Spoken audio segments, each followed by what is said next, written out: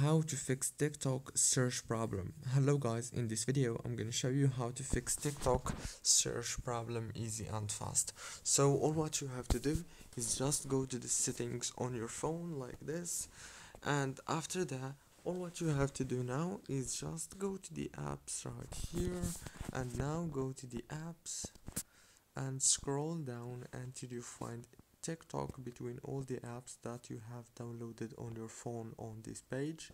Click on TikTok, it will take you to the app informations page. Now go here to the notifications management and make sure to enable all the notifications. Go back, click on force stop, and now go down to the app details, and it will take you directly to the Google Play. As you can see, just click here on update to update the app. And that's it guys. Now restart your phone and congratulations. Don't forget to like, subscribe. Thank you for watching.